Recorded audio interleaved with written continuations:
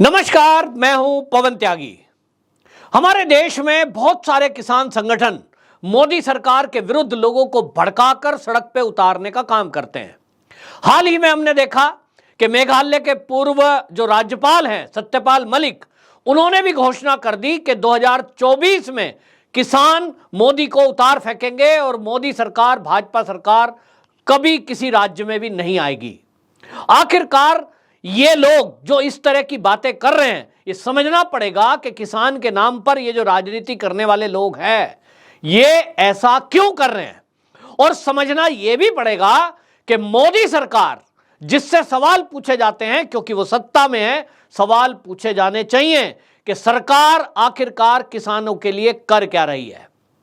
हम देख रहे हैं कि इस समय रूस और यूक्रेन का युद्ध चल रहा है और जो पढ़े लिखे लोग हैं, कम से कम सत्यपाल मलिक जी पढ़े लिखे हैं, ये मैं समझता हूं, तो उनको पता है कि भारत के अंदर उर्वरक यानी जो खाद में केमिकल यूज होता है वो ज्यादातर कहां से आता है, वो यूक्रेन से आ रहा था, वो रूस से आता है। और जब युद्ध हो गया तो उस स्थिति में दोनों देशों से व्यापार करना यह असंभव है। दुनिया के कई देशों में इसका फर्क पड़ा। कच्चा तेल हो या खाद्य तेल हो, यूक्रेन से आता था और इसके कारण हमने देखा कि खाद्य तेलों पर कीमत बढ़नी शुरू हो गई, क्योंकि यूक्रेन जो खाद्य तेल हमें सप्लाई कर रहा था भारत को और दुनिया के बाकी देशों को, वो उस करने में सक्षम नहीं है। युद्ध का मैदान है, अपना देश की संभाले कि वो व्यापार करे। और ऐसे में जब कीमतें लगातार बढ़ रही थी, उस रास्ते से होकर के शिप नहीं आ सकते कच्चा तेल लेकर, भारत में तेल की कीमत बढ़ने लगी, उर्वरक की कीमत बढ़ने लगी। लेकिन हमारे देश के प्रधानमंत्री इस समय नरेंद्र मोदी जी हैं, ये बड़े सौभाग्य की बात है। अगर इस समय मोदी सरकार ना होती, इस समय मोदी जी देश के प्रधानमंत्री ना होते, तो क्या होता, ये सोचकर भी कल्पना करने से शरीर में सिहरन हो जाती है।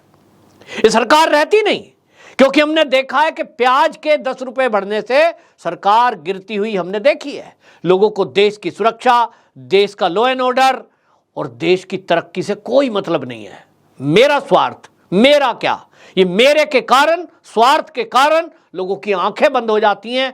फ्री में देने वाला लगता है कि ये मसीहा है, और जो इस देश को खड़ा कर रहा है, आत्मनिर्भर भारत बना रहा है, इसको विश्व गुरु बनाने की तरफ चल रहा है, उसको हम कहते हैं ये तो बेकार की बात है। तो आपको मैं आज बताऊंगा कि मोदी सरकार ने इस युद्ध के दौरान किसानों के लिए किया क्या है। तो जैसा मैंने कहा, रूस और यूक्रेन से कच्चा माल आता था जिससे उर्वरक यानी खाद बनता है। अब युद्ध की स्थिति में यह सप्लाई अगर रुक जाती तो खाद की कीमत कई गुना बढ़नी थी। कुछ कीमत बढ़ी भी, लेकिन इसको कंट्रोल किया गया और मोदी सरकार ने लगातार रूस से जिस तरह की वार्ता रखी, उसमें एक महत्वपूर्ण कदम उठाया। इस युद्ध के दौरान उर्वरक में जहां एक तरफ यहां इंपोर्ट करने में बढ़ोतरी की गई, काबिले तारीफ बात यह है कि मोदी सरकार ने वो बढ़ोतरी की और रूस ने उसे हमें दिया। युद्ध के मैदान के बीच में उसने हमें कच्चा तेल भी दिया, जिससे हमारे देश में डीजल और पेट्रोल की कीमत कंट्रोल में रही। कोई कहता है 100 रुपए से ऊपर हो गया, मैं भी गाड़ी चलाता हूं, मैं भी यूज करता हूं, लेकिन मेरी आंख और कान खुले हुए हैं। मैं एक जागरूक व्यक्ति हूं देश का, थोड़ा गूगल करता हूं, न्यूज देखता हूं, तो पता लग रहा है कि क्या हालात दुनिया में हैं। दुनिया के सारे देशों में कच्चे तेल की कीमत बढ़ी, उसके कारण खाद्य तेल की कीमत बढ़ी, क्योंकि युद्ध हो रहा है। तो वहां के लोग समझ रहे हैं कि हमारी सरकार अरेंजमेंट कर रही है। लेकिन भारत की सरकार ने जो किया, हम मोदी को श्रेय ना दें, ये तो अच्छा नहीं है। कि कोई सरकार अगर अच्छा कर रही है तो उसको अच्छा कहना चाहिए, क्योंकि जब बुरा करती है तो भी हम कहते हैं। और इसलिए आप जानिए कि मोदी सरकार ने जहां रूस से समझौता किया, उसके लिए आपको बता दें, हमारे विदेश मंत्री ने यात्राएं की। और वो यात्रा आपने बता दूं, एस जयशंकर ने अप्रैल 2022 में, रूस के जो विदेश मंत्री हैं वो भारत आए। जुलाई 2021 में हमारे विदेश मंत्री एस जयशंकर वहां गए थे और सारी बातें करी थी। इसी कड़ी में दोबारा अभी भी 8 और 7 नवंबर में भी हमारे विदेश मंत्री रूस में थे।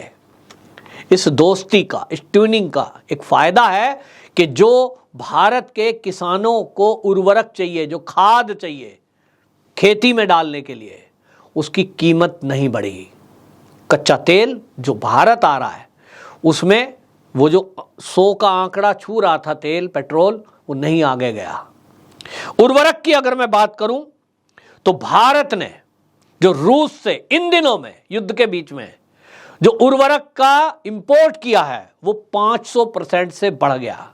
ज्यादा घटना था, लेकिन भारत को उन्होंने तय किया कि हम देंगे। और इतना ही नहीं, भारत को जो उर्वरक दिया उसमें छूट भी दी और कच्चे तेल में भी छूट दी। वो छूट इसलिए दी गई क्योंकि अगर हम रूस से लेंगे, शिप के जरिए आएगा, वो जो दूरी है उससे वो किराया और जो सामान समुद्र के रास्ते आता है शिप के जरिए, उसका एक इंश्योरेंस भी कराना होता है।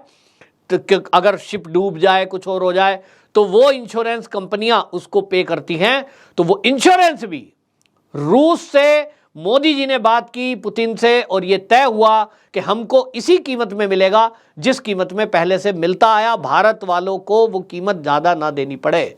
तो इसके लिए रूस को तैयार कराया गया और रूस को इस बात के लिए तैयार कराया गया कि कच्चा तेल और उर्वरक में, दोनों में आप हमें छूट देंगे।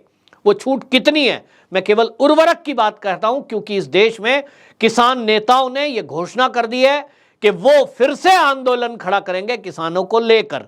तो समझना चाहिए कि हमारी जो जागरूक सरकार है उसके कारण देश का फायदा हुआ है और किसानों का भी फायदा हुआ है। नहीं तो ये खाद आज हमारे देश में नहीं होता जब तक ये युद्ध बंद ना होता, और युद्ध बंद होने के कोई हालात है नहीं। आपको बता दूं, अप्रैल का आंकड़ा बता रहा हूं, अप्रैल से अगस्त अप्रैल 2022 से अगस्त 2022 तक के आंकड़े हैं।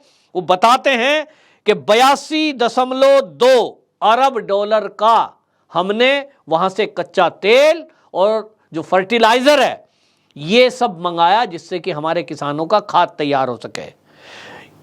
91% कुल जो ये आयात हुआ है उसका 91% फर्टिलाइजर था, यानी प्राथमिकता मोदी सरकार ने किसानों को दी। और इसके कारण आपको बता दूं कितना आया, 2.15 करोड़ टन फर्टिलाइजर भारत में आया।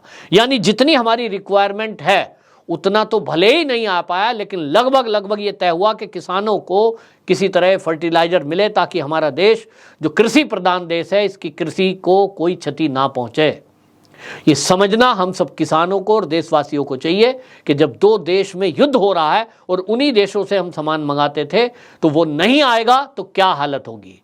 उस कंडीशन में मोदी सरकार ने मंगाया है। थोड़ी कीमतें बढ़ने से हम बेचैन हो जाते हैं। हमको ये भी समझना होगा कि दुनिया के जो देश वहां से आयात कराते थे यानी बिजनेस करते थे उनमें बुरा हाल है। हमारे मोदी जी के चलते जो रूस से समझौता हुआ और रूस से जो ट्यूनिंग है मोदी जी की, जिसमें दुनिया के कई देश, अमेरिका समेत इस भारत पे भी ये प्रतिबंध लगाने की धमकी तक दे रहा था कि आप रूस से कोई व्यापार नहीं करेंगे, दबाव दीजिए कि युद्ध बंद करे रूस।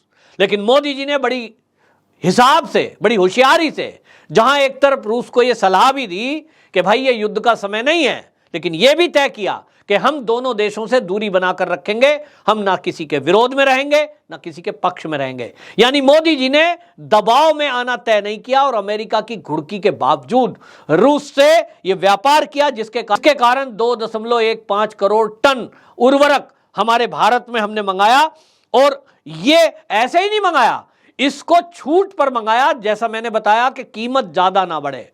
इसके लिए यह तय हुआ रूस के साथ और $70 प्रति टन, एक टन पर $70 ये छूट रूस ने हमको दी ताकि भारत के किसानों को लगभग उसी रेट में वो खाद मिलता रहे जिस रेट में पहले मिल रहा था लड़ाई के पहले।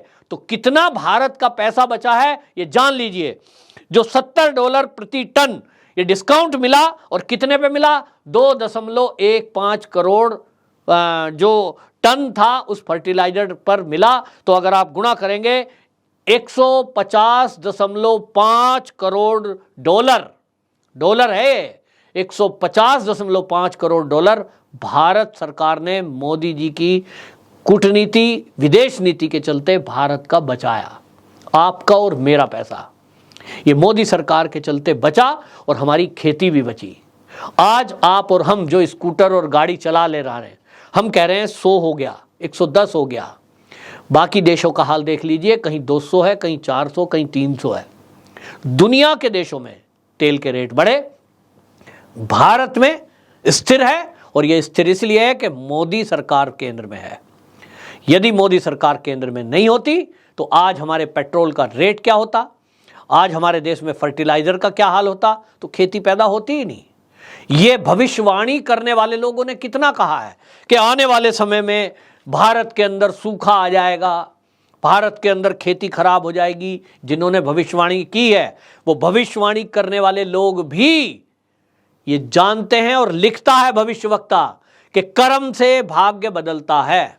हमारे देश के भाग्य में यदि इस युद्ध के कारण तेल के रेट कई गुना बढ़ना, उर्वरक ना आना, ये लिखा था, तो मोदी सरकार जो कर्म में विश्वास रखती है, और हमारा देश भगवान कृष्ण का, भगवान श्री राम का देश है, जो कर्म योगी हैं, कर्म में विश्वास रखते हैं, उसी विचारधारा को लेकर मोदी जी चल रहे हैं। और जिस कर्म के कारण आज हम सौभाग्यशाली हैं कि हमारे देश में ना तो खाद्य तेलों की कीमत दुगनी तिगनी हुई, ना पेट्रोल और डीजल की कीमत 3 गुनी हुई, और ना उर्वरकों की कीमत 3 गुनी हुई।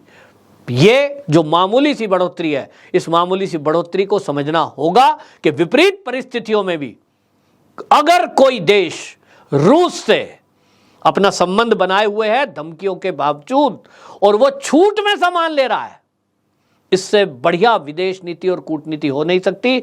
देशवासियों को, देश के किसानों को समझना होगा कि वो किसी भी ऐसी शक्तियों के बहकावे में ना आए जो भारत का नुकसान चाहते हैं।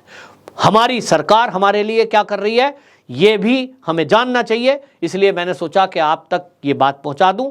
यदि आपको लगता है कि ये बात हमें बाकी लोगों तक पहुंचानी चाहिए तो वीडियो को शेयर जरूर करना।